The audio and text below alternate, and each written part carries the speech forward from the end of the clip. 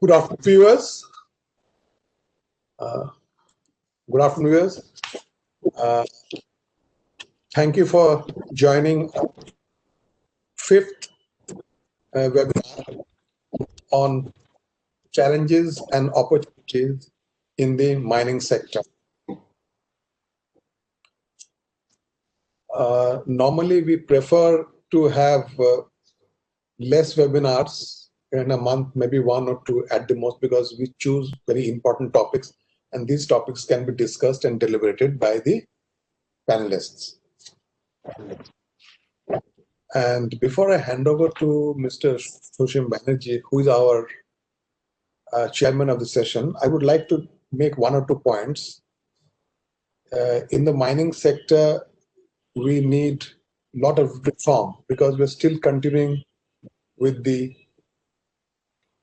old process. We need modernization in the mining sector.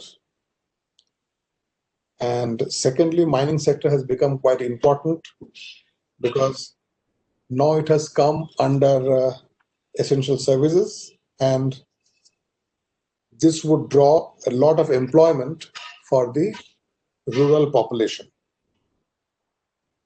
to the extent of 5 crore by 2025. And another point which I would like to mention is that now we have 100% FDI in the mining sector. And finally, the steel companies are also getting into the mining sector in a big way. So now, request Mr. Sushim Banerjee, who is our chairman of the session and a veteran.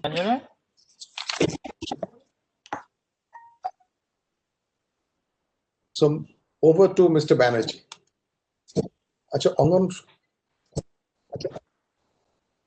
Mr. Banerjee, okay. Thank you, Mr. Mahanti. Could you hear me? Yes, I can. Yes, I can. Okay. Mr. Banerjee, please. Yeah. Please. Shall I continue? Yeah. Thank you, Mr. Mahanti, and good afternoon, all the panelists, Mr. Sumit Deb, Mr. Pankaj Satija, and Mr. Rana Pratap Singh. Thank you, Mr. Angan, and I must thank ISR Media to organize this webinar, and this is the fifth in the series, as Mr. Mahanti has told. Now, today's theme, challenges to opportunities in the mining sector. I think it is a very appropriate topic under the current context. India is traditionally known as very rich in mineral resources, both ferrous and non-ferrous. And for relevance to still discuss or deliberate on iron ore and coal today. We are self-sufficient in iron ore, but still, a lot of industries, small and medium, they suffer from inadequate availability. Limited and with high ash content and high volatile matters, Indian steel plants need to import metallurgical coal from Australia, Canada, Russia, Indonesia, USA, Mongolia, and blend it with Indian coal and then use it. Non-coking coal is, however, available in abundance and is a basic input for sponge iron and pig iron plants. Gratifying to note that after so much effort from the industry and policy planners, the mining sector in India has been opened up for commercial mining. Recently, as all of you know, 19 coal blocks have been put on auction, and revenue sharing to the states up to 54% has been achieved. Interestingly, no steel plants other than JSPL have been awarded any block, and it is a non-coking coal to these steel plants and sponge iron plants and pig iron plants would be eased, as well as imports of thermal coal would come down substantially, as the government is also looking for replacement for imports of thermal coal. On account of environmental issues, there are various research, technological development to reduce the consumption of coal. Coal to syngas for use in production of DRI is an established technology. Successfully, it has been implemented by JSPL, and the government is also incentivizing new units in this process of coal to gas. Globally also, this trend is visible as it has been assessed. I'll just mention one statistics that global coal production at 8.2 billion tons is to 2050. Indian demand for coal, however, is likely to depend on availability of natural gas at a competitive cost. This is going to substitute coal, but the price is still expensive. Currently, China has put a ban on supply of coal from Australia, and which has rise in coke prices in China. In addition, the import procurement is preferring less coke-intensive iron ore products. And as pellet coke consumption, the pellet is having a premium in Chinese market. For iron ore, the global merchant prices are primarily dependent on Chinese steel production. And as it is rising in the current year, the demand for iron ore from Australia and Brazil would keep on rising. However, China is always looking for alternate sources of iron ore supplies to break up the monopolistic structure of Australia and Brazil. Recently, vast iron ore deposits have been found in Simandou area in Guinea, in West Indies, West Africa, with a 2 billion tons high-grade iron ore, where Rio Tinto, with a Chinese aluminium producer, has set up a JV for taking it forward. Lastly, I would like to mention that we are very happy to note that India has already developed Indian Mineral Industry Code, IMIC, to become a part of international standard for mining. It would help Indian mining sector to be listed in the stock exchange and thereby attract foreign investment.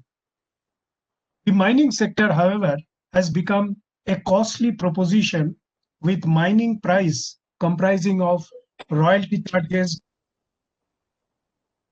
national mineral exploration charges. The revenue earning potential of the states having mineral resources is therefore enormous, as the latest auction of coal blocks are proving. However, the mining sector is to thrive on the growth of its main user segment, that is steel industry. The auctioning of the mines is the current practice, and how the mining sector can become technologically efficient, as Mr. Mahanti was mentioning, productive and using sector. And these issues, technology, cost, demand, and what are the further reforms needed in the mineral development policies are some of the major areas that I would expect the esteemed panelists today will deliberate. We have an esteemed list of panelists to speak on various subjects today, and therefore, to start the panel discussion, I would first invite Mr. Sumit Deb, the Chairman and Managing Director of NMDC. And before I leave the floor to him, let me just read out his. I also know him for long years. Sumit is a BTech Mechanical Engineering from Bhubaneswar, joined RINL as management trainee, and there he served about 25 years in the marketing of steel, commercial, became ED PNA, and ultimately taking the post of Director Personnel before he became Chairman NMDC after this Sumit is driving growth and value addition in NMDC, and that's these two words I picked it up when he took over. He gave a small speech, and there he mentioned that value addition and deriving growth is his major concern in NMDC. So without much of words, I will invite Sumit to take over the floor and give his thoughts on these challenges to opportunities for the mining sector. Sumit, please. Hello, you're able to hear me? Yes, we are audible. Thank you, Sushim da. Mr. Mahanti, Satija ji, good afternoon, everybody. It's a pleasure to be here with you today afternoon. And as with all webinars, seminars, all being conducted on the web, it's a good opportunity to be here. On the subject of opportunities and challenges for the mining sector in India. Today we are, if you look at this country, we are home to more than 1,500 operating mines, and India produces as many as 95 minerals, including fuel-related minerals, metallic minerals, non-metallic, atomic minerals. I mean, you name it, we have it. India is the second largest producer of coal. Today we are the second, almost third largest producer of steel, fourth largest producer of iron ore, and has the fifth largest bauxite reserves across the globe. We have immense reserves of mineral resources and have the potential in many aspects at par with other countries like Australia, Canada, South Africa, and Chile. The contribution, however, the contribution of mining in the GDP today is less than 3%. I mean, these are very much quoted figures in the circles to be. As compared to other major mining economies across the world, such as Australia, which is, I mean, Australia is 7.8, Canada is also 7.8, Chile is almost 9.8, and South Africa, which is almost 7.2. One of the primary reasons for this decrease over the period is that a large part of the consumption is met through imports, despite having enough deposits in the country. Coal, iron ore, you name it. India has recently taken some major reforms to counter these issues, including allowing the commercial mining of coal, as mentioned by Mr. Banerjee. The reforms are expected to increase the share of mining in GDP of the country and propel the nation towards becoming self-reliant. The opportunities before the mining industry is not merely producing ore to earn revenue. Rather, mineral production has a direct bearing on the industrial growth and developments in the frontiers of science and technology. The opportunities exist in the entire value chain and far beyond just exports of raw material. Few of the countries with low operating mines and low output in mineral sales have established themselves as leaders in other areas apart from mineral production. We have seen countries like Scandinavia, which remain in the forefront of innovation for mining and metallurgical equipment. Australia earns in terms of mining equipment, technology, and service exports besides minerals. India also should explore opportunities in this sector. Mining industry in India needs to overcome multiple hurdles to realize the true potential of mineral deposits in the country. Principal among them are disproportionately high premium offered, high financial levies, small size of mines, negative perception of the industry. The recent iron ore industry, in fact, has seen disproportionately high premiums being quoted. There may be various reasons for this. Primarily, one of the reasons could be also the sort of auction systems we follow, the two-stage bidding system. In fact, this has led to a very serious disruption in the supply of iron ore in recent times. Almost 7 to 8% disruption of iron ore, primarily because of operationalization of mines in Orissa. The royalty rates and taxation in India is also on the higher side compared to other major mining economies across the world. It is time that the royalties on key minerals should be benchmarked to the royalties charged in other major mining economies of the world. Things like Australia, where 5 to 7%, in Brazil 2%, and less than 4% in China, in comparison to India, which is almost 15%. The small size of mines also has an adverse impact on commercial viability of the mine and is unlikely to attract international mining majors. We have all seen this in this country. Therefore, adoption of cluster approach for smaller deposits should be promoted, which when aggregated may be viable. Further, there should be provisions of acquisition of land adjoining the mines for associated non-mining activities. Negative perception of the industry is another major hurdle which is viewed as causing environmental damage and is responsible for displacing local communities. This is impeding the growth of the industry. To do away with the image, the industry players need to come together to establish norms in line with Sustainable Development Framework of IBM, which companies should voluntarily and proactively adopt. Moreover, there is an imminent need to increase the focus on mineral exploration in the country. I mean, this is one area where we are, our expenditure is substantially less.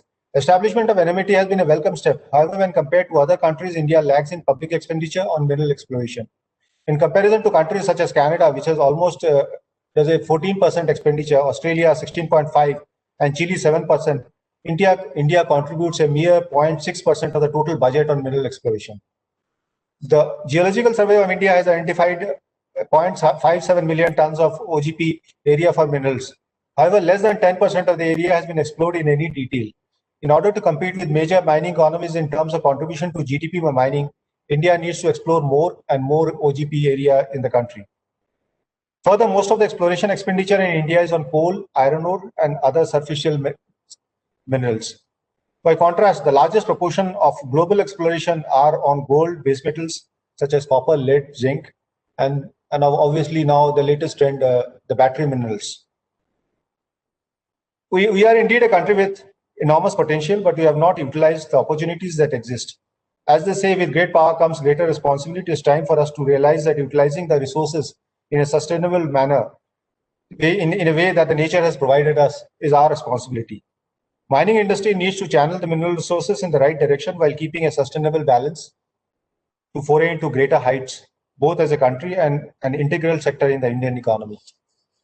Thank you, Mr. Banerjee, and thank you for everyone for having me in this webinar. Thank you, Sumit. That was an excellent starting point. You are the opening batsman and you have played very well. So you have very well summarized the whole mineral scenario and pointed out that India, although having 95 minerals, which is one of the highest in the global scenario, we have been the second largest producer of coal and fourth largest in iron ore. However, our contribution to mining, being the owner of 95 minerals, is only less than Chile, about 8 to 9%, which is substantial gap is there in the mining sector. That means you have very rightly pointed out that out of our total mineral resources, only less than 10% has been explored. And although the mining exploration fund is being created for the last few years, and government is very keen to spend on mining exploration, but a lot of road is to be crossed before we embark on a substantial mining exploration in the country. Mining industry, you have very correctly said that it will have to have a cohesive approach and not a selective approach. Government has been giving. As a result, there are many industries which are desirous and which are very keen to use the mining resources have been deprived of the supply point, and the auctioning of mines with only giving it to the highest bidder. I don't know, and you have very correctly said whether it will serve the purpose of cost competitive price scenario of the major raw materials, and if the raw material stage in the final stage of production, naturally this will affect our cost competitiveness. So and you have said that the contribution of mining sector to the whole value chain must be explored in a proper manner. So and you have suggested the cluster approach for the small mines. This is a very good suggestion and it can be further taken forward.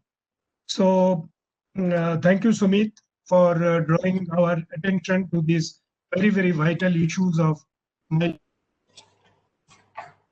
opportunities and how we can proceed in future.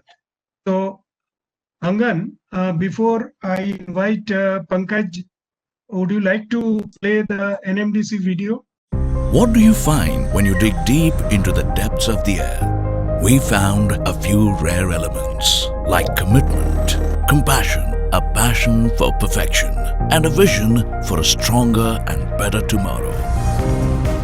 That is NMDC. It's not just a pioneering story of one of the world's finest iron ore producers, but a story of leadership with a human touch. We come back to the second panelist,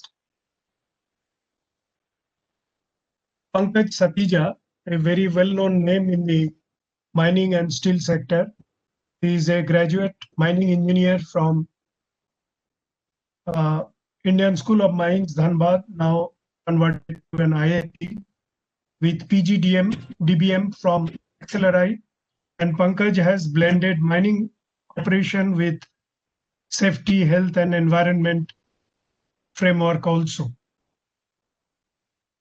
He has undergone Indo-German Manager Program at Germany, Global Advanced Management Program at Beijing, and Tata Group Executive Leadership Development Program at UK.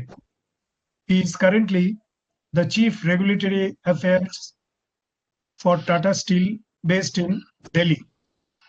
More than 25 years of experience in strategic planning, project management, mine planning, mining operation. And one of the major achievement of Pankaj was that a vetiver plantation experiment was carried out first time in Indian mining industry with collaboration of IIT Kharagpur at Joda East Mine of Tata Steel in 2012. And Pankaj was very much associated, also been in the task force for Sustainable Development Framework for Indian mining industry. Under his leadership, the Sushim chromite mine of Tata Steel became the first mine in the country where pilot launch of Sustainable Development Framework was done in 2016. Under his leadership, Noamundi became the first mine in the country where pilot launch for drone application in mine monitoring was launched in January 2017. He also started at Noamundi under his leadership, which will groom person with disability for a brighter future by offering various skill development courses. He is the recipient of FINI Gem Granite Sustainability Award, an Excellent Performance Award 2015. He has also won the Innovative Excellence Award 2016-17 Symposium. He was also awarded for innovation in MEI Service Excellence Award for his contribution to mineral sector. Pankaj has contributed numerous papers in national and international journals to his credit. So this is a very good, bio, and I feel proud to read out. Pankaj is a very well-known name, and he has been participating, and I have heard him so many times to speak on issues relevant to the mining sector. So I'll now invite Pankaj to speak on the challenges and opportunities in the mining sector. I know this is a very good. I would expect him to, give his concept and thoughts on the process. Pankaj, floor is yours. Yes, sir. Good afternoon, everyone. My fellow panelists, Dev Sahab, Mr. Rana Singh, Mr. Angan, and Mr. Santosh Mahanti. It has always been a privilege. I think it's the third or fourth session where Mr. Sushim Banerjee is the chair. So I feel honored and privileged, speaking under his chairmanship. I request Angan to give me the sharing right. Whenever I hear of mining, I am reminded of a story of a father. He has two daughters. One daughter was married to a farmer. So he went to his daughter's house. And the daughter told that, "Father, pray for our good health and good being. rains are not happening. If it rains, we will be having good harvest. So father prayed, and then luckily rain happened, and he was very happy. Next day he went to the second daughter's house, and the second daughter was married to a potter, and he told that yesterday rain has spoiled everything. Pray for a good sunshine so that we can sell good pots in the market and we can earn livelihood. And the father got confused what to do. Should I pray for rain or should I pray for sunshine? And if I look at the Indian mining industry and the bureaucrats, it reminds me the same story. Because the industry is so fragmented. I mean, it's a captive versus non-captive, PSUs versus non-PSU, PSU with mines, PSUs without mines, small miners, big miners, miners after 2015 with auction, miners before 2015 without auction. And all those things, it becomes very difficult for a father what to pray for, because everyone has its own requirements, and sometimes the requirements or the aspirations are contradicting and opposing each other. And that's the dilemma or the confusion for the bureaucrats to decide a policy. And probably whenever we see an ordinance coming on 10A2B, 10A2C, we see very divided and diverse views of the industry. Similar thing happens with auctions. Those who were not having lead, they say that why people or why the industry who are not having mine should be given opportunity. There should be an auction. But when it comes for auction, the bids so go that it becomes a winner curse. And then people start wondering that miners at one point of time, they go to the government and they say that we are highly taxed. The mining tax in India is 60%, whereas the mining tax in other destinations is 40%, 38%. But when the bidding comes, they bid more than 100%. So the bureaucrats say that, okay, yesterday you had come and saying that you are highly taxed and you can't work with this 60% tax regime. And very next day you are bidding 100%. So are you not contradicting to your own statement and your own play? So these are the dilemma and dichotomy which Indian mining industry is going through. And I am reminded of a famous shloka of Rigved, which says that samaniva hakuti samana hirdayaniva samana vastu vomna yathava susahaste.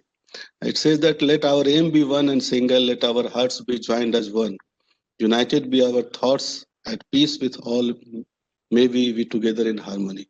So if the mining industry has to progress well, they have to have a common voice. So all the different constituents or the different parameters of the segments of the industry, whether PSUs, non-PSUs, captive, non-captive, before 2015, after 2015, small, big, all should come to a common minimum program, which happens with some political parties also. And then make a common charter which should be agreed upon by all the players, and then take the mining to a new heights. Otherwise, one such recourse may be having a different and negative dimension to the others. Angan, you can give me the sharing right. Yes, I have sent give you the sharing right. You just check. No, it has not come. Okay. It has not come, but yeah, now it has come. It has come? Yeah, it has come. Okay. So we also need to see how mining is being perceived by different players. So mining usually means different things to different players. Those who are in industry, they say that mining is essential because it brings economic growth, it brings job creation, it brings developing downstream industries, it brings help in poverty alleviation, and it has own shareholder returns and other different benefits. But those who are not in mining industry and they see mining from a distance, they have a different views, and somehow those views are so paramount that it also attracts the attention of judiciaries. Environmental degradation, forest and biodiversity loss, displacement of aboriginals, land acquisition, and many times corruption. Mining has one more characteristic which is different from others. Like if you look at other industries, say automobile, they come with a little more leg space in a car, and that got the limelight. A pharmaceutical company comes with one such discovery, and that takes the limelight. But mining is just reverse. It is always judged by the worst performer. So someone doing something wrong somewhere, and then it takes the limelight, and then all the people in the industry are painted with the same brush. So it also gives us insight that the bigger players or the responsible players or players with high resources should take along the smaller players in the journey of excellence of mining, so that nothing negative should come. And if you see the mining leases distribution in the old legacy area, the many leases are less than 10 hectares. And that was the time when the leases were given, granted on first come, first serve. And probably the appeasement was also one of the things. And that's why the number of leases are more. And when the leases are small and more, as Mr. Sumit was also mentioning Kastler mining, we are leaving so many minerals blocked in the common boundary, which is again a loss to the nation. And if it is a forest area in 7.5 meters and 7.5 meters both sides, if you are leaving a barrier, this 15 meters barrier does nothing to any wildlife. Other than squirrel and rabbits, you can't attract big animals. And that's a loss for the biodiversity also, a loss for the mineral resources also. We need to see how we can justify mining. If you look at the macro level also, more than 500 leases today are abundant. Around 200 in non-coal and more than 200 in non-coal and around 200 in coal. So around 500 leases are abundant mines. So at one place you have 500 leases where de-vegetated and you are not doing any mining. At the same time, you are starting to open the new area and de-vegetate. Why not this abundant mines, whatever little minerals are there, it can be auctioned.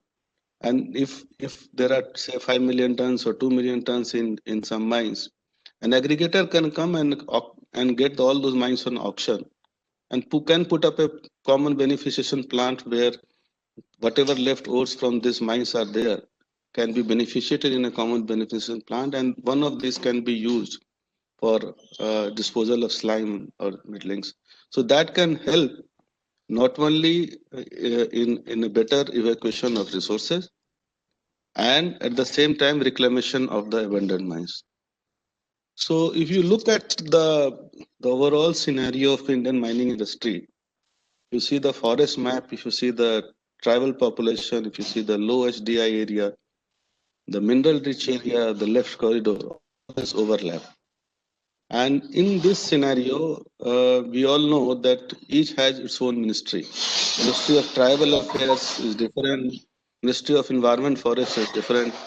So now today when the leases which are auctioned after 2020 and when we are going to the government that FRA has already been conducted before 2020 in a mine, what's the need of having a different FRA, which is time taking and cumbersome. Then MOEF says that no, this is not in the jurisdiction of MOEF. This is under the jurisdiction of MOTA. So you approach MOTA. And MOTA again will have a discussion with MOEF, and then all those things can be sorted out. So there are multiple government agencies for multiple issues on a single deposit of iron ore, because the interest overlaps with each other. And that's why if you look at what was there in the British Raj, mining was really like a horse. It was going well, whatever resources we had, because the regulations were less. But post-British Raj, the horse has become a donkey, and the number of legislations and regulations have increased. And there are issues of red tapeism.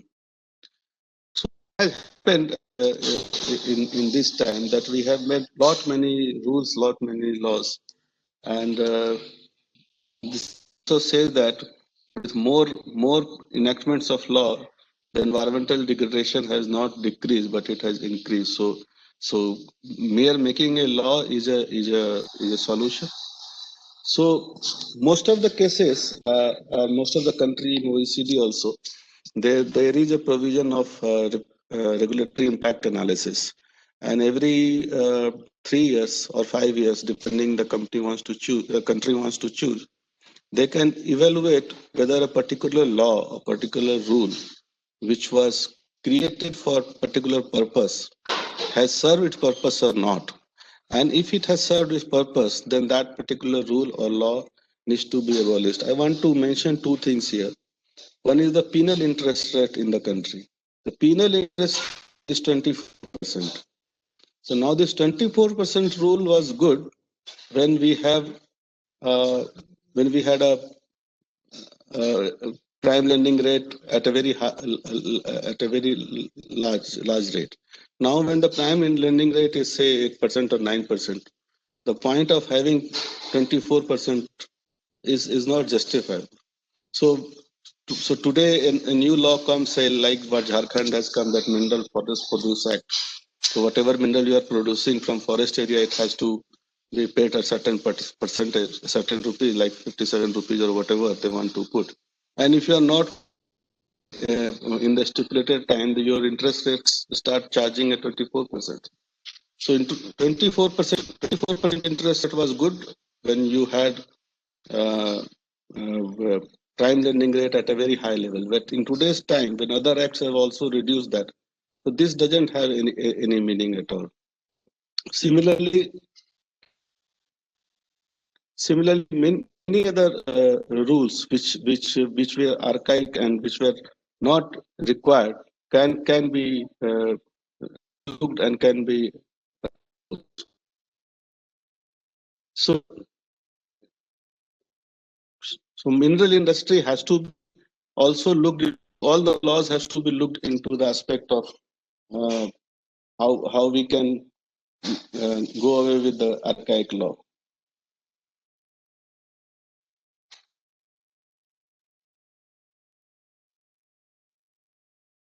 So if you look at the future growth and advantages of with it, we have a Atmanirbhar Bharat, which Health of Prime Minister has given, that it rests on 5 pillars. And one of the most important pillar was that the infrastructure should become the identity of the nation. And we all know that if infrastructure growth has to happen, it cannot happen without developing the minerals. Minerals are going to play a key role in the future growth. And as Mr. Sumit has also mentioned, that mineral exploration is one of the key. So if you look at the last 10 years data, the kind of investment made in exploration was $198 billion. And the kind of value it has generated was 108. So they call it a bank per buck ratio. So the bank per buck ratio is 0.5. That means it is a value destructive activity. It is a value destructing activity. Why government is spending money on that? That should be properly risk and rewarded and given to the private sector, who will work on certain risk, and if that risk fructifies, it goes into the reward of the person who is pursuing it. Similarly, as I was mentioning about the area limit, now when the auction is happening and more steel plants, they are going for expansion and consolidation is happening. So Tata Steel, if it's 20, and JSW and others also are on 20, and they're also on the expansion mode. They need more iron ore leases. So then the area limit of 10 square kilometer for iron ore, whether it holds goods in auction regime, has to be seen. It was there when the first come first serve was there. But today, I doubt any company after winning a mine in auction will hold it. There is a huge penalty attached to it, and no one would like to hold the lease at this point of time.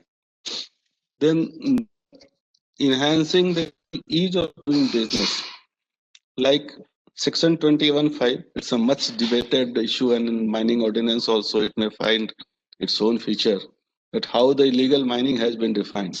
So any deviation from mining cannot be defined as illegal. I have always given an example of driving a car. So if I'm driving a car and if the car is violating the speed limit, it construed as driving a stolen car. So that differentiation has to be done. The penalty should be commensurate with the nature of crime.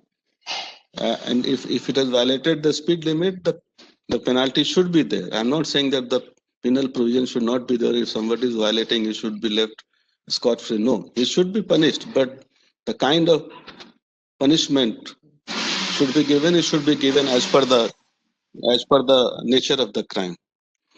So that I hope in the ordinance it will find its place. And there are many things which are related to ease of doing business. Second, the third most important thing is the cost of doing business. As I mentioned about the mining tax rate close to 60% in India. There are also issues of double taxation of royalty.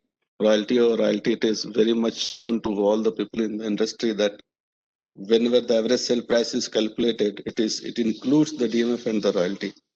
Penal interest rate I have already mentioned. Then there's a provision of highest grade of royalty to be charged when you are doing transportation through mechanized bins, because then you can't do the stacking of minerals and then someone doing the sampling. There is a provision of taking samples from 4 different wagons, but how it has to be implemented has to be seen. Then the inverted rate of GST in mining, we all know that it has to be seen.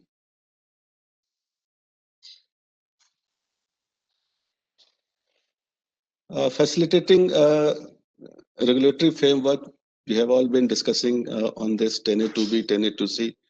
There are some genuine players who have invested good amount of time, efforts, and money in developing those blocks. And now, I don't know whatever the fault of a state or center, but then now 10A2B, 10A2C, which we hear in newspaper that it is going to be done away with.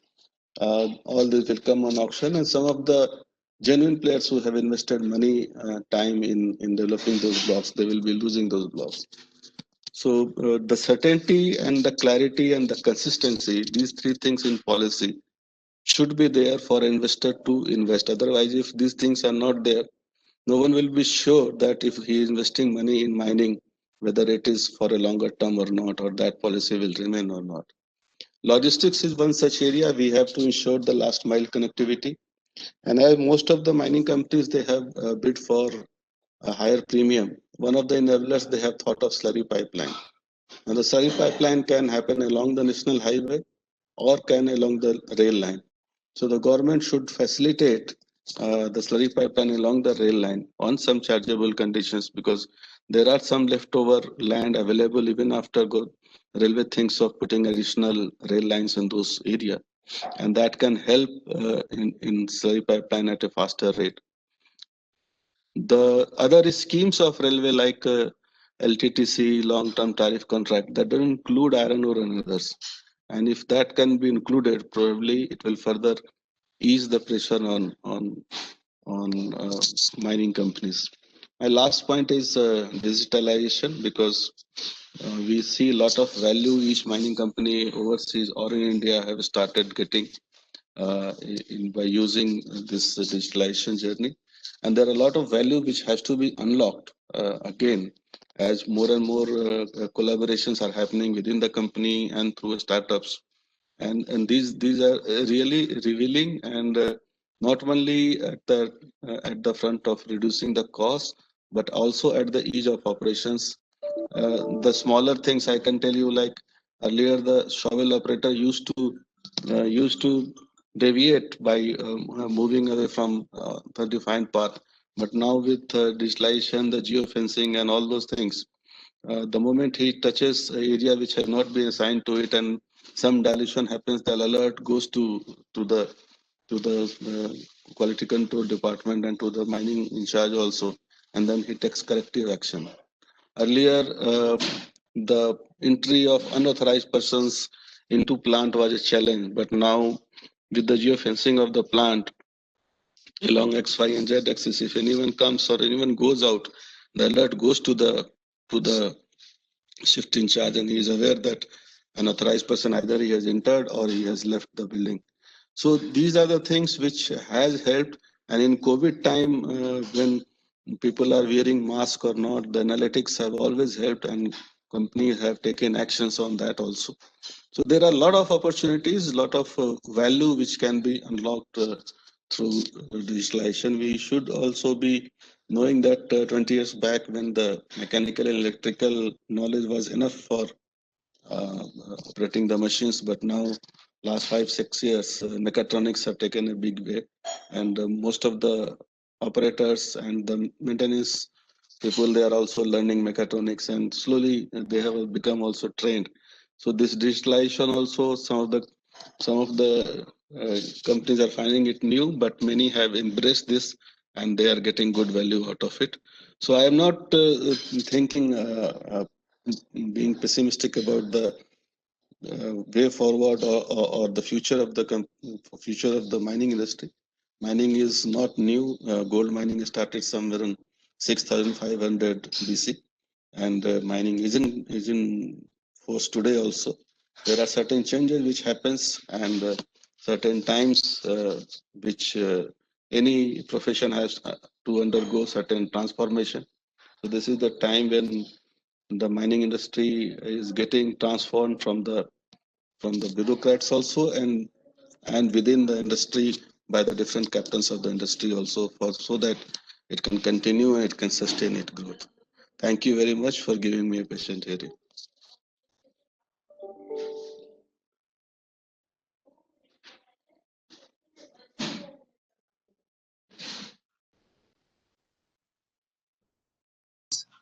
Team was looking for from experienced persons like you. You started your today's deliberation by saying that there is a huge amount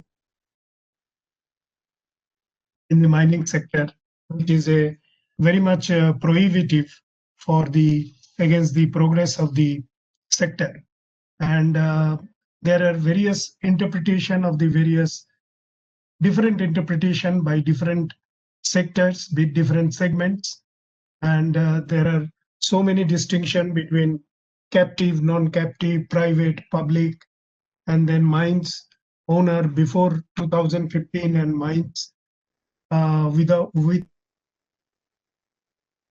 elements of surprise that is there for each of the segments. So I think it is very much necessary regulation or the mining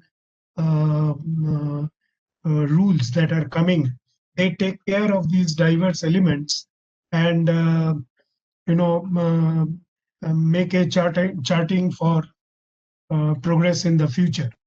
You have very rightly said that for different people, mining means different things, and particularly the issue that Sumit also told us, that cluster approach.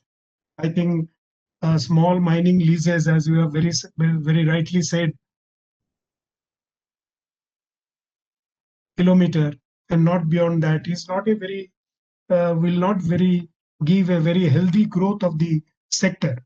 So it has to be a cluster approach, and the sooner our policy planners appreciate this, then it will be further growth to the sector. You have given a figure of 500 leases for the abandoned mines, which are not doing anything and which cannot be put for auction because there are a lot of rules and regulations. Your suggestion is that it can be made in a group and can be auctioned and offered to the best bidder, so that some quantity after beneficiation and slimed beneficiation, and it will also open up the door for slime disposal. You're saying that many ministries are involved, so I would say that it is not only for the mining sector, even for the steel sector also. Most of the time there was a complaint that there was but this has been the concern expressed by Ministry of Steel, that it is not an independent body, because it has to depend quite a lot on the transportation sector, road sector, railway department, shipping department. So likewise, mining also, there is a Minister of Tribal Affairs, Ministry of Environment, Ministry of Mining, and each department has to work in a cohesive manner. And this is going to be the new normal now, because the way in which, including mining and other sectors, very critical sectors, they have to depend on diverse ministries, and not a single ministry can take it forward, because it is a interdependent economy. And more we develop, this interdependence between different sectors will also be developed. So the best course will be to find out a common method where everybody wins and nobody suffers, sort of a Pareto optimization, which is possible in a small way. But since we are large country, we have to think in that manner only. Then you have said that many of the regulatory rules that can, for the penal interest rate being still at 24% when the prime lending rate has come down drastically. So I think this is a very clear case where it can be revisited and corrective actions can be taken. The mineral exploration, which Sumit also said, is very, very poor. I think it is compared to the other countries, and that is why the fund has been created. And I don't know how much has been collected so far, and whether appropriate actions have been taken so that this fund can be spent so far as the mineral exploration is concerned. Now, you have very much said that the logistic issue, the slurry pipeline issue, which is a very good phenomena, and we already know that it has been represented, that have represented to the government that slurry pipeline has to come by the side of the railway track or the national highway in order to have safety and also for further development in the sector. Lastly, you have ended your presentation by saying the advent or emergence of digitalization, and it is equally true for all other segments that digitalization has brought in the mining sector, and as well as to leading to reduction of cost, and as well as enhancing the security aspect of the mines. These are very good things, and I am sure all the miners will definitely do it.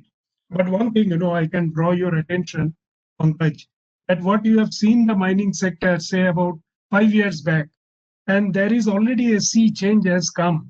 And I think people, they are getting very much concerned about making the sector a vibrant,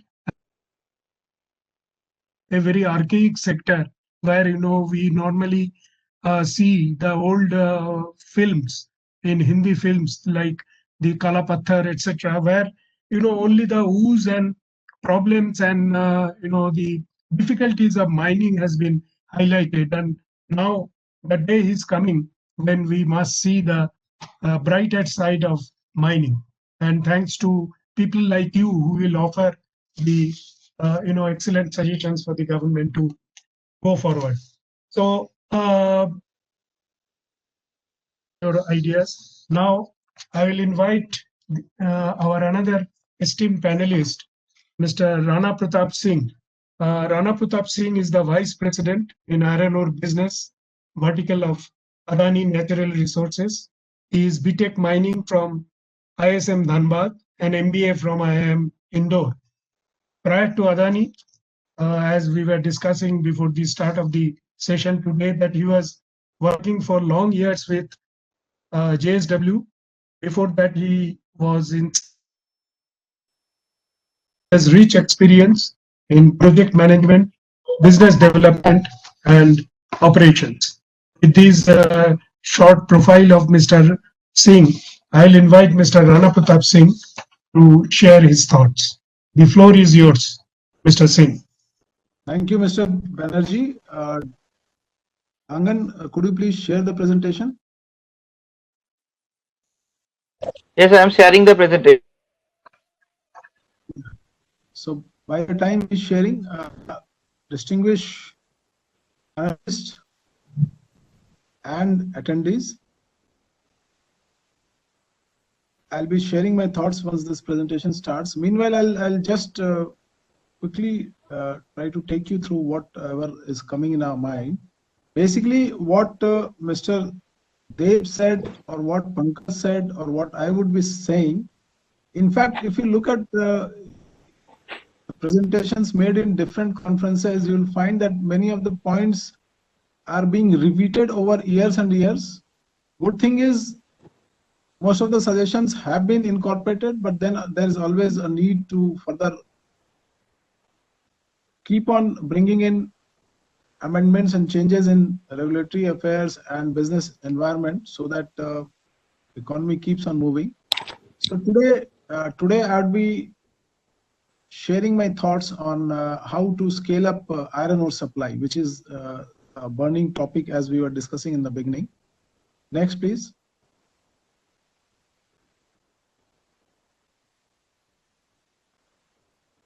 So obviously, needless to say, this is my personal opinion, my personal thoughts.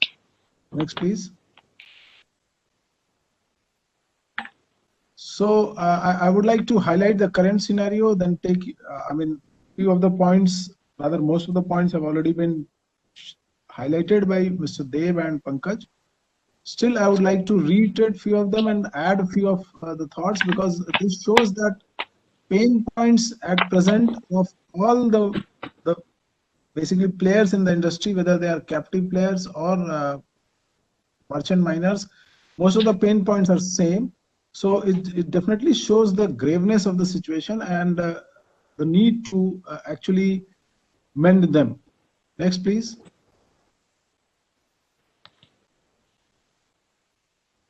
So you can see that per capita finished steel consumption of India at 73.3 is quite low compared to world average of 224.5 ton. So this definitely shows that there is still high potential for growth in consumption, and that's the reason that our steel policy aims at producing 300 million ton by 2031, which actually would need around 400 plus metric tons of iron ore against the current level of 200 plus metric tons which was produced in FY20. Next, please.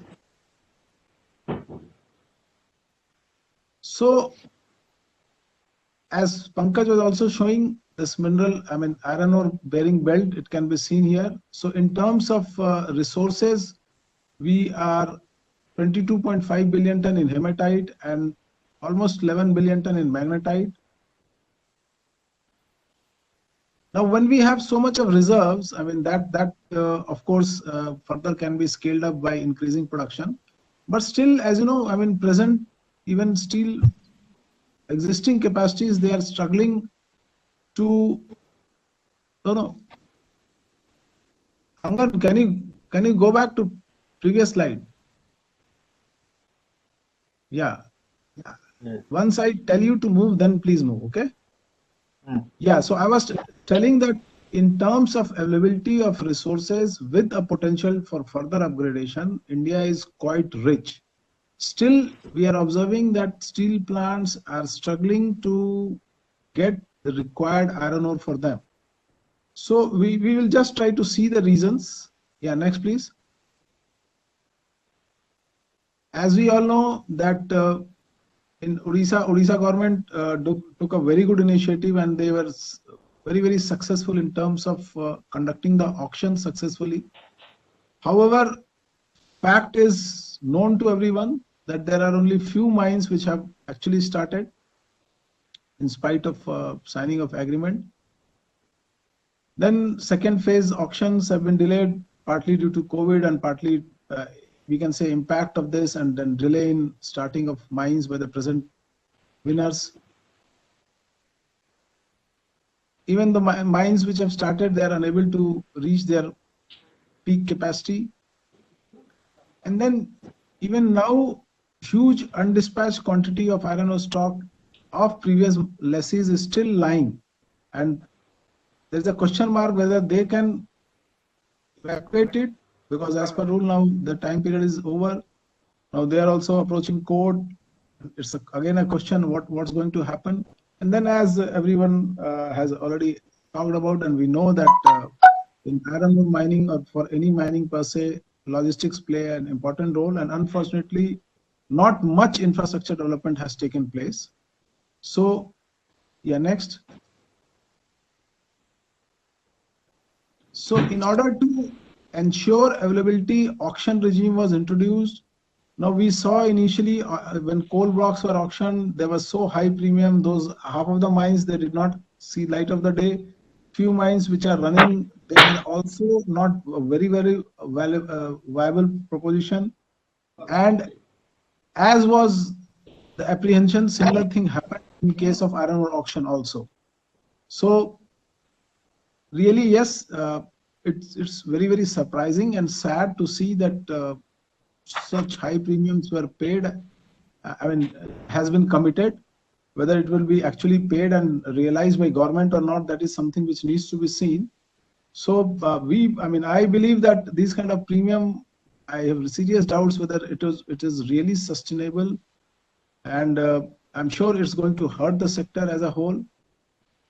And unfortunately, in spite of such huge resource base, probably it could be a good strategy to put in only few blocks to extract the maximum value. But in long term, when you are unable to actually operationalize those mines, then those values which are projected, it just remains on paper.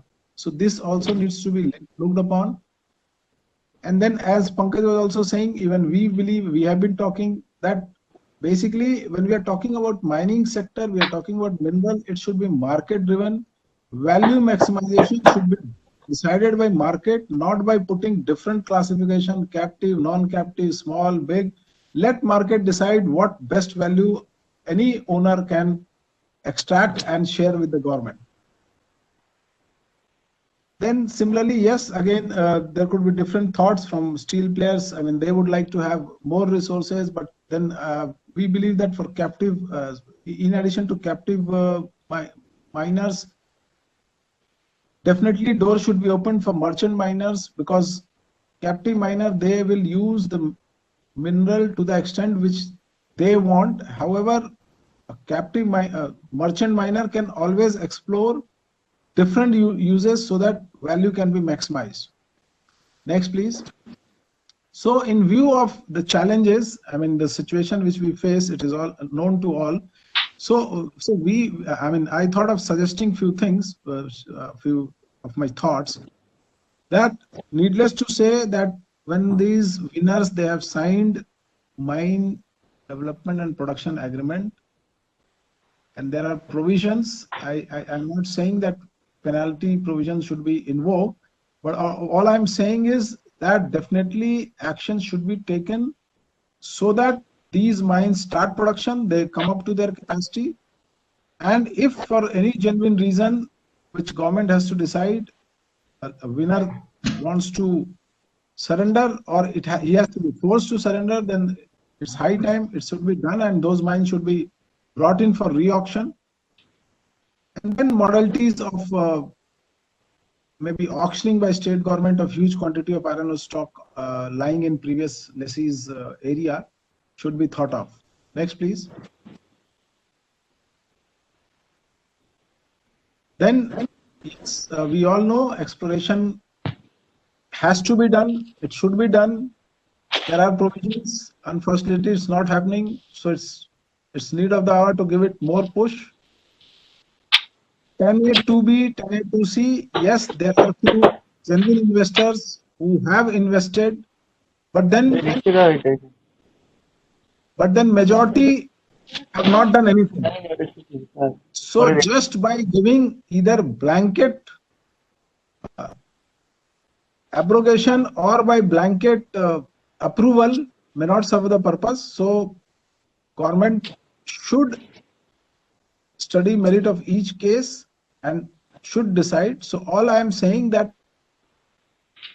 decision has to be taken in this, because huge resources are blocked, and these are one of the best resources which are blocked. And if it comes into market, and if what we have been sharing always in our previous sessions and in our circles also with likes of Pankaj and etc., that instead of creating scarcity of iron ore blocks for auction, why can't government bringing more blocks, which I'm talking, bring in more blocks for auction and publish it and prepare an auction so that the companies know that even if we miss this opportunity, there are lot more opportunities which are going to come, and that probably would stop irrational bidding. I don't know if this is the right word, but according to my assessment, premium to these levels can never be sustainable. I do not know how it can be rational. So in order to stop all this and to motivate industry to give a fair value, so that it's a win-win situation both for government and for the miners who are the winners, I think it's high time that all the blocks should be earmarked for auction. There should be a timetable, and it should be highlighted to everyone so that all the people who are interested, they know, yes, there's no scarcity. If I lose this time, I'll get it next time. Next, please.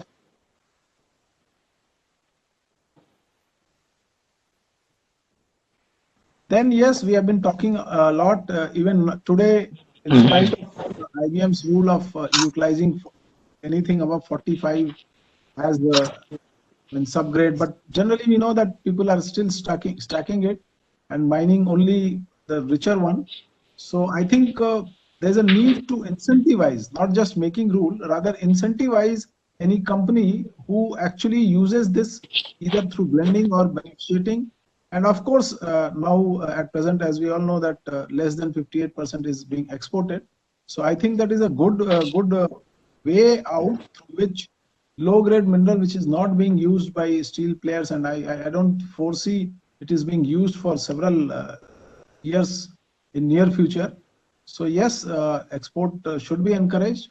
And logistics, as we all know, road, rail, all these capacities needs to be really worked upon, and Ministry of Railways, in consultation with Ministry of Mines, they should have dedicated corridor for minerals based on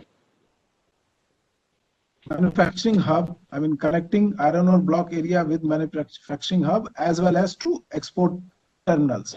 So this we have been talking, a lot of things are happening also, but need is to push it further in a more planned and systematic manner and focused manner. And then evacuation, few slurry pipelines have already come into existence in India, and many more are in pipeline. So since you say it's eco-friendly and a very efficient method of transportation, so these kind of eco-friendly evacuation systems should be incentivized. Next, please.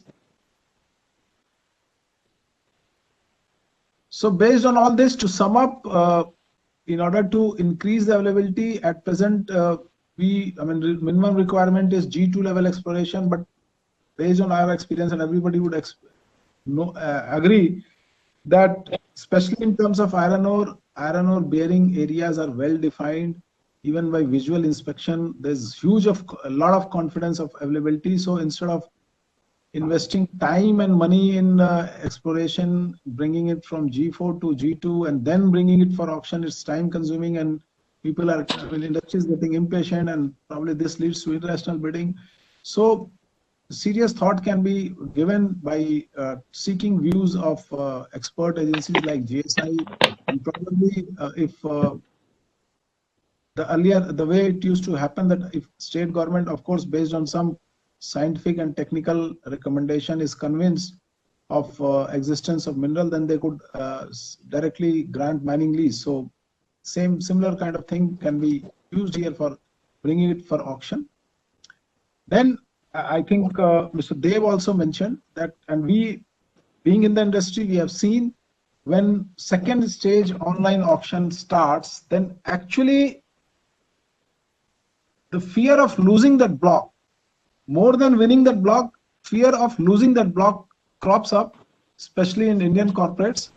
And then all this evaluation and all the financial modeling is kept aside, and simple agenda is to win the block at whatever percentage. So one of the way could be to just have in one single stage. If blocks are huge in numbers, there is a timetable schedule for auction and single stage. I'm sure people would be rational, and whatever bidding takes place, government will get its share. Companies who are investing, who want to develop this mine, they will also get their share. And overall, all the stakeholders who could be benefited of the mining in their area would also be benefited. So I believe that there's a serious concern and high time that government should relook into the methodology. I mean, we have been telling this through various forums, and I understand that some work is being going on, but I'm again reiterating to show the importance, so that through this forum also, once again this is reiterated.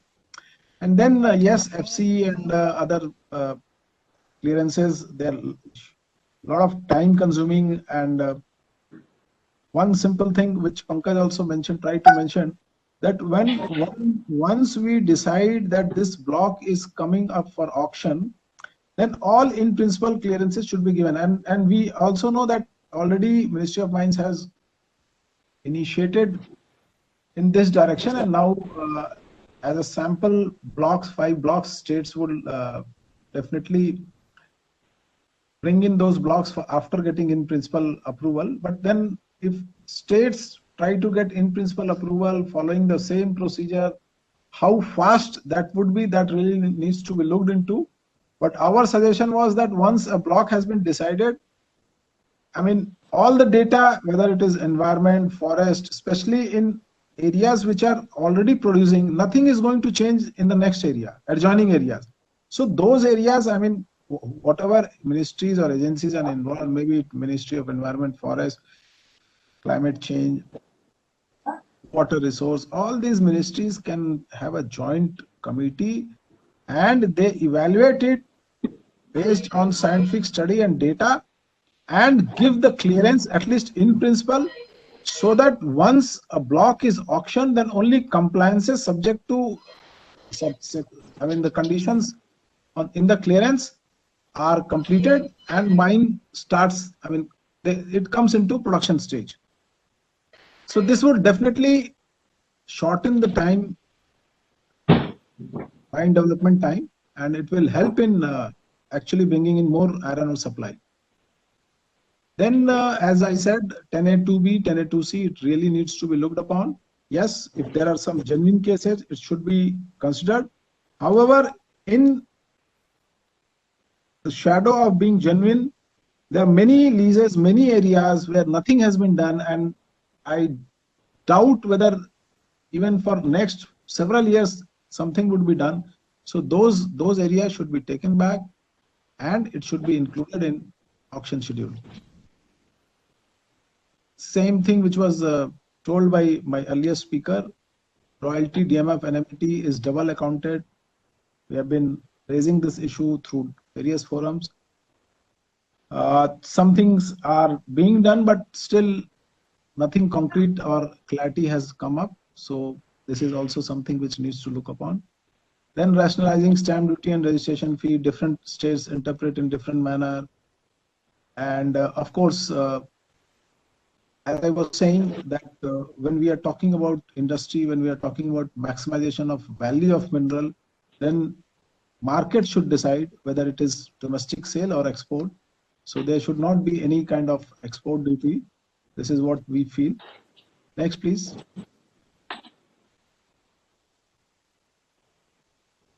Yeah, so I once again thank everyone for the patient hearing and for organizing this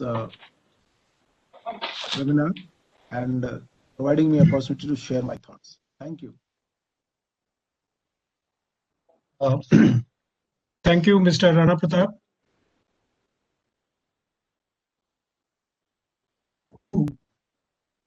We find that there is almost a common thread of whatever points you are suggesting to convert, the opportunities in the mining sector.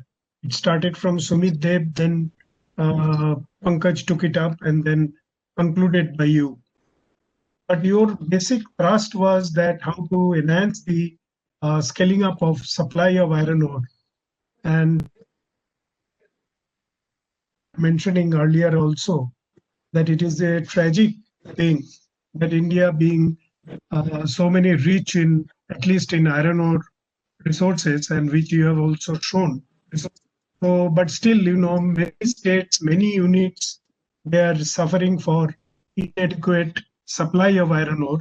As a result, their units are suffering. Cost of production is also going up. You have mentioned some specific suggestions for the auctioning process. You have said that the auctioning of iron ore mines, which started in Orissa, and the premium obtained was from 91% to 154%. Under any stretch of imagination, everybody will say that this type of premium is actually not done for operationalizing the mines. It is hold of the mines, because this type of premium, the market will not bear once it is loaded into the price of the material when it is mined and sold. So therefore, there are a lot of difficulties in operationalizing the mines, and that is why this temporary shortage or artificial shortage, whatever you may say, has come into place. Now, your suggestion, and which I think Pankaj also has mentioned, that the mines that have been auctioned, that has been because of this reason, that reason, maybe the logistic reason or something else. Now, this has to be very much taken care of by the appropriate policy support, whereby a definite time limit, if it is crossed, I'm sure that the time limit has been given. But if it is violated due to various internal reasons, I think one should take care of this, and then these mines should be taken out from the present holder. And our whole idea of auctioning the mines is to enhance and scaling up the supply, which must take place. That is the whole crux of the matter. And that is why the government is very much there. The ministries must, make out appropriate policy, options, so that once quoted and then forgotten, it should not happen like this. So you have also mentioned about the one very good suggestion, which I would say,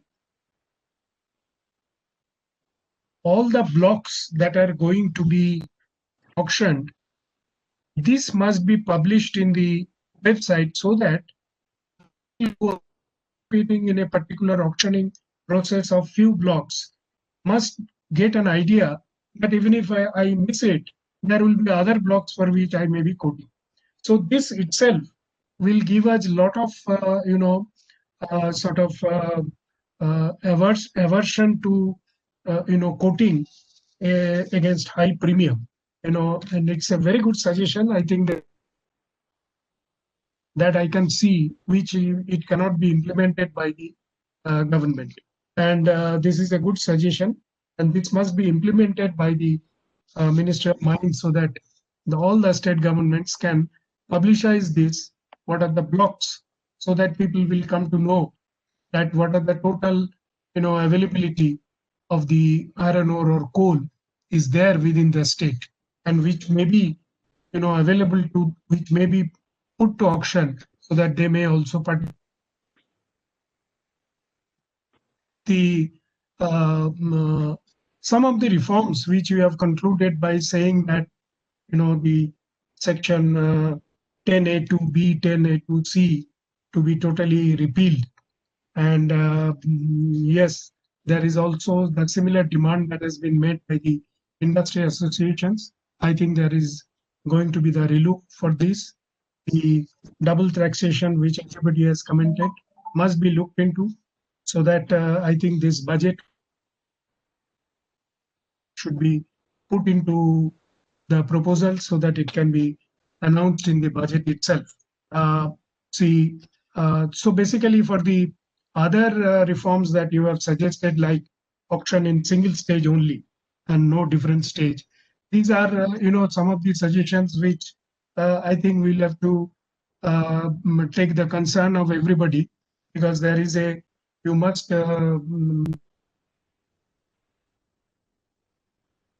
and all of us must remember that the whole process must be made very much transparency. The government, in order to provide transparency to the whole system, they make out a lot of rules and regulations to make it absolutely transparent. But in actual practice, the whole thing gets more further complicated, and people take advantage of these clauses, and ultimately the cost also goes up, and the whole thing. So these are the lessons for the department that are issuing it. But still, various departments that are concerned, for instance, Ministry of Mines, Ministry of Environment, Ministry of Railways, Ministry of Tribal Affairs.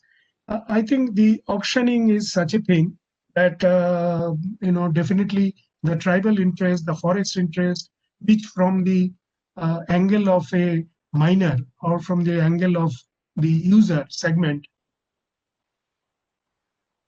serious as it is from the eyes of the tribal welfare people, tribal people, and others. So I think a way out must be made so that the business, after all, business interest of the user segments as well as for the state governments must be kept in view and must be the prominent factor to decide on these reforms that are being suggested.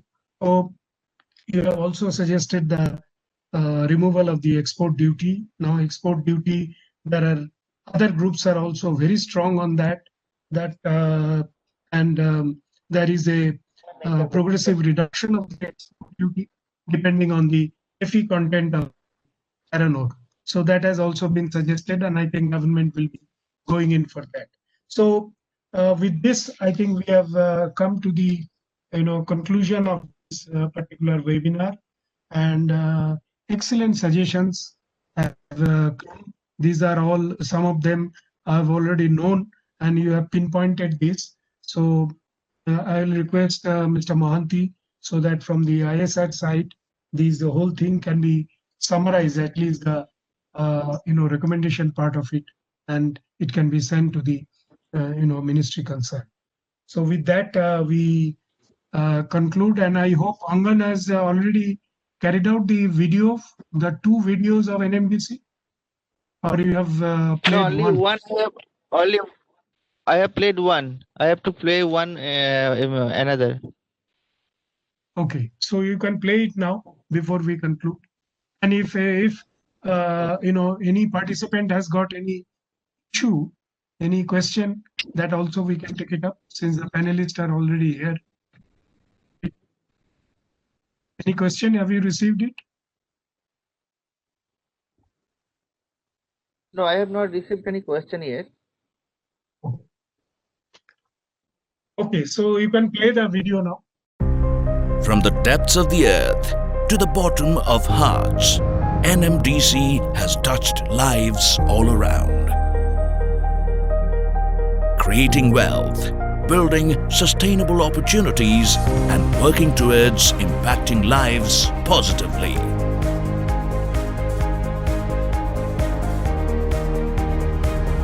NMDC, harnessing Earth's goodness. Okay, so I must thank all the panelists once again, for sharing their thoughts and sparing their time for this webinar.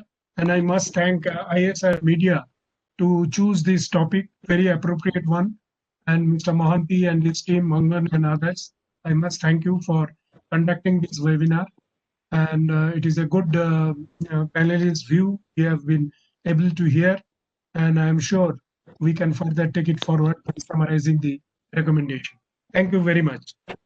And thanks to you Angan, also, you have anything to say? I mean, special thanks goes to Mr. Sushim Banerjee for conducting this session. Yeah. Okay. Thank you. Thank you. Okay. Hello. We call it a day. Okay, I want to thank Mr. Mahanti, Mr. Santosh Mahanti, Mr. Sushim Banerjee, and Mr. Rana Pratap Singh, Mr. Pankaj Satija, all of our attendees, and Mr. Sumit Dev for attending this webinar. Thank you. Thank you. Thank you. Thank All you the very best. much. Thank you. Thank you. Mr. Mahanti has a question, I think. Is it? Can I ask one question? Just one question. I think they're still there. Yes, they're there.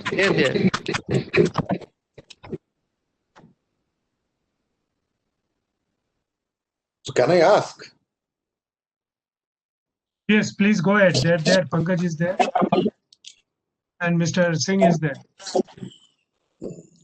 My question is, what headwind do you expect for the Indian mining sector in the short and medium term?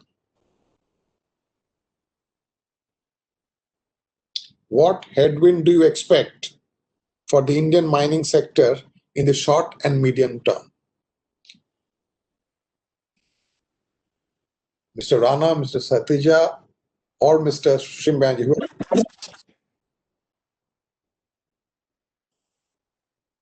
I'm there, sir. So please. You heard the question? See, Yeah, as I mentioned earlier also, the kind of reforms which Indian government is trying to bring, like NA2B, NA2C, which many of the mining companies, though they are talking that it should be retained, but then I getting feeling that it will not be, and government is feeling that 500 blocks will come for auction. So short term, I would see that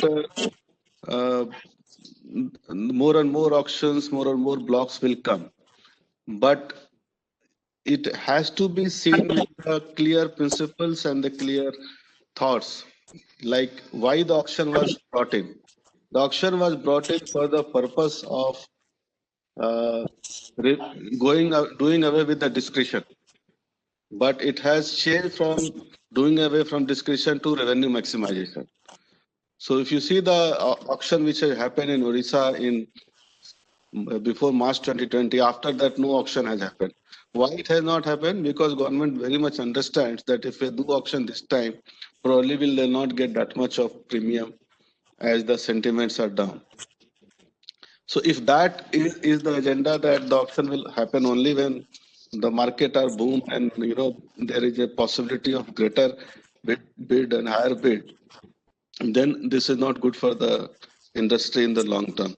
So each one has to play a clean slate on that, and the industry also, I mean those who are participating, they should be fully aware and confident that they would start the mine once they have got the block in auction. It should not be that you bid for high and you get the link and then you are struggling to start, because that again takes the whole process back for a year or so. So I would say that the kind of ordinance which the government is trying to bring, short term there will be certain positivity, certain blocks will come, the mines will start, all these things happen. But for the longer term, I won't see any good future, primarily for two reasons. One, we are seeing a higher level and very faster level of penetration of RE for coal section. Two of the states like Chhattisgarh, which has one of the highest coal reserve, and Gujarat, which is one of the most industrialized state. Both these states have come with no new coal policy, like no new thermal plant based on coal will come. These two states have come out with the policy.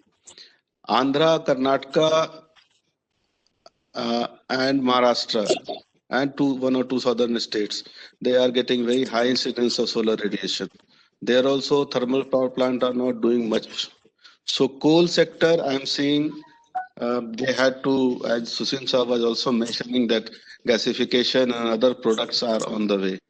Similarly, for iron ore, the scrap will be available somewhere around 2030 to a larger extent, and then the iron ore will not be as lucrative as it looks today.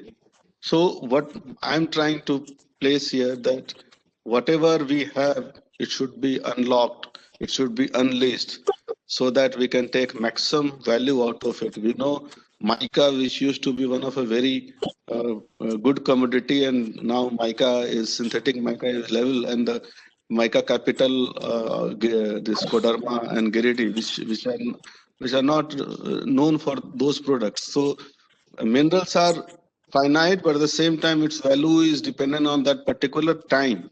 And we need to use in that particular span of time. So mining has to unleash all its potentials so that it can reach its value. And short term, I see good thing because reforms will come in December. There's some more blocks will come for auctions once this 500 blocks government is thinking. But how long it will be sustainable, that has to be seen, and that depends on both the bureaucrats as well as the industry players, so that both participate with clean heart. Government should not use it as a revenue maximization tool, and industry should also come with clean slate, that if they are very serious on participating in auction and developing the block, then only they should participate. Otherwise, if they're just participating for the sake of participation, getting one mine coming into the news and then no action on the ground, then again it will put the industry back. So short term, I'm pretty hopeful that it will bring some good result. But for long term, if these two things are taken care of by the policymakers and by the industry players, then the medium term also will be rosy. Otherwise, it will have its own ramification. That's all from my side. Thank you, Mr. Satija. Thank you. Just to react on this same query, it depends on when we say short.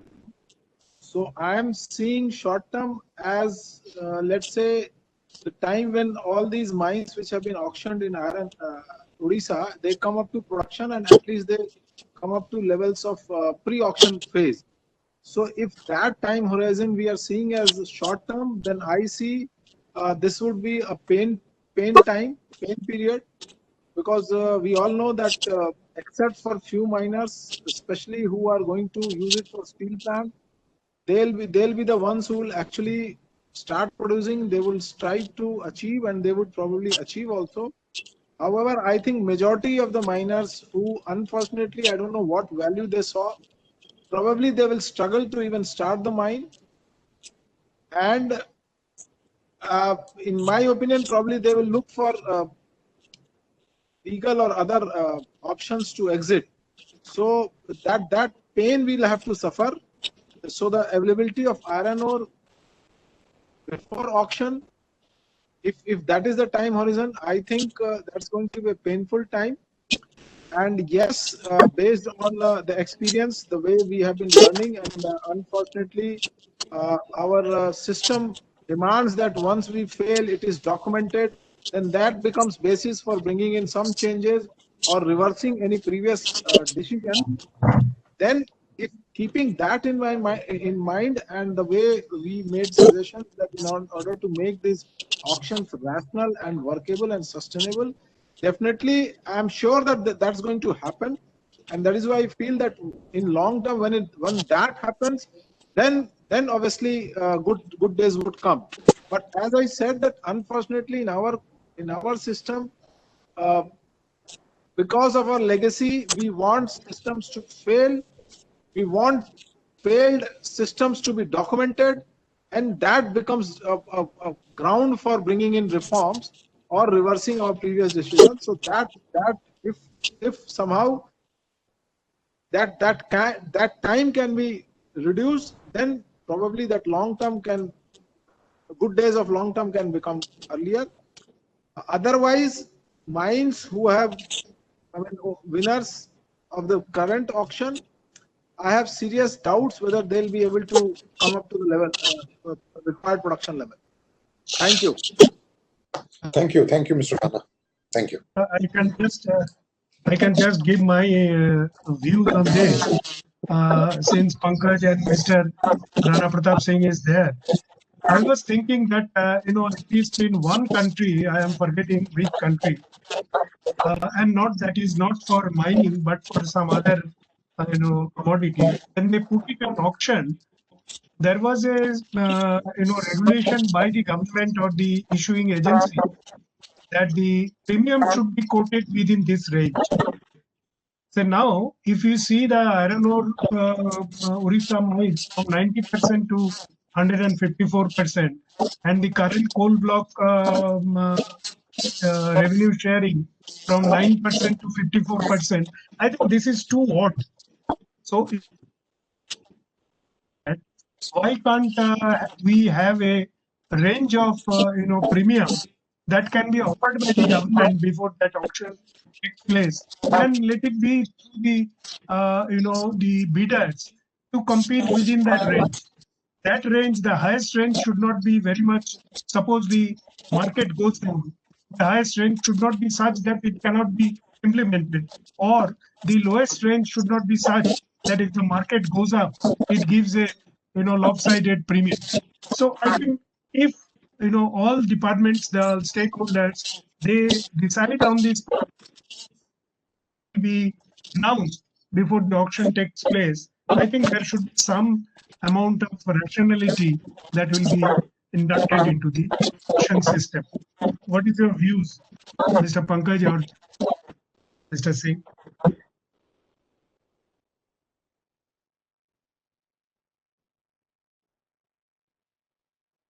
This is just an idea. I thought I will put it on. I think Pankaj is not there. No, I'm there, sir. Sir, as you mentioned about the range, so many ministries also and probably NITI have also done some studies, and they have also come out that beyond 65%, it doesn't make sense.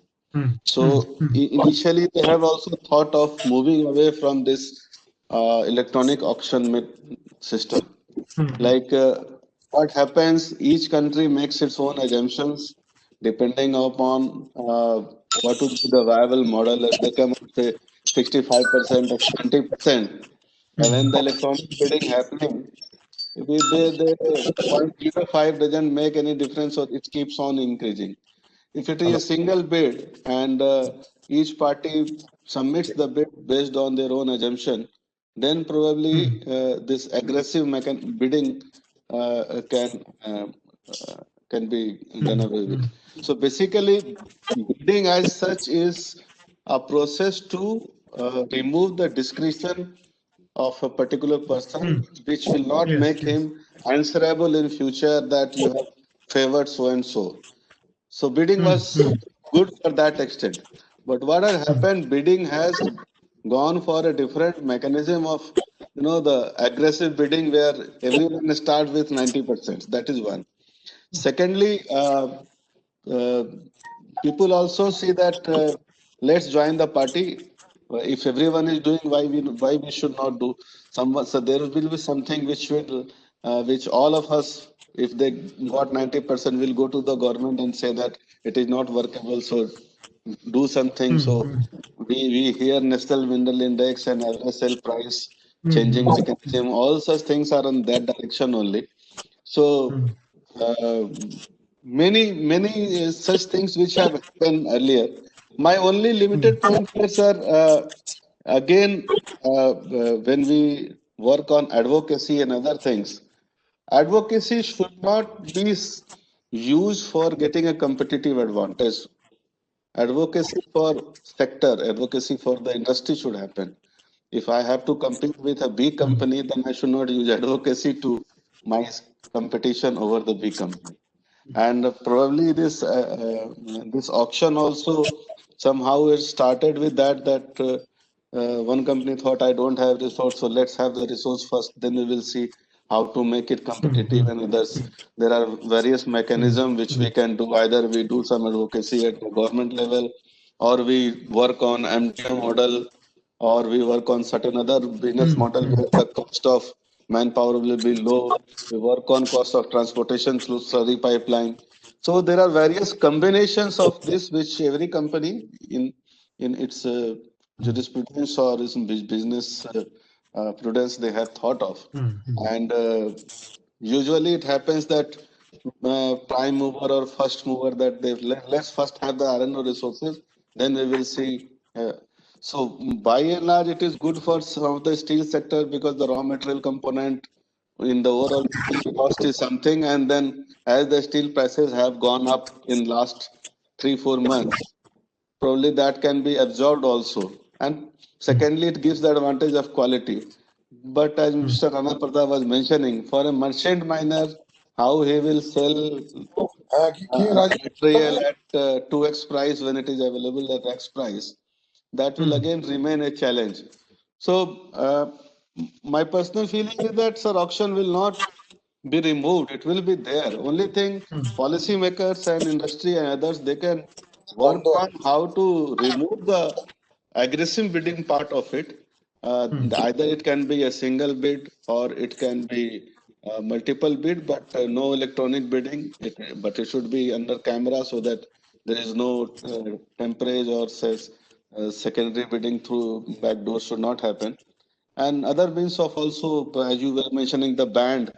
So all those things can be looked into, but it again depends on the kind of or the pattern of the auction which is happening. If it is a calendar plan and everyone is aware of that in say next 5 years these months this many blocks are coming, that also is one of the tool of reducing the aggressive bidding. If you see, if you see this year. After this 2020, no auction had happened in Odisha. So that will happen only next year when the market is boom and then people have appetite to invest more. So as I mentioned earlier, so both the players, I mean the bureaucrats, the industry, the policymakers, everyone has to come with a very open and no hidden agenda for the benefit of the nation. So then it will happen, sir. Okay. Mr. Singh, anything you want to say?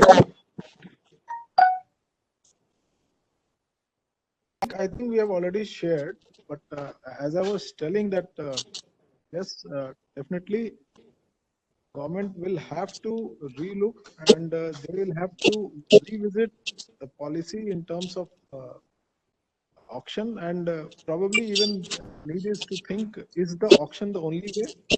Because if you look at major mining companies, countries like Australia, Canada, their leases are not auctioned. So probably, as I was sharing, unfortunately, once we fail, we document, only then changes can come up. But then I think proactively government should really think over, and they will have to revisit if auction is the only way, and if that is the only way, then what needs to be done in addition to whatever we are suggesting to ensure that irrational bidding is not there and only genuine players will get hold of the blocks. Thank you. Thank you. Thank you. Mr. Mahanti, anything further? Hello. Yeah. Mr. Mahanti? Yeah. Okay. No, thank you very much.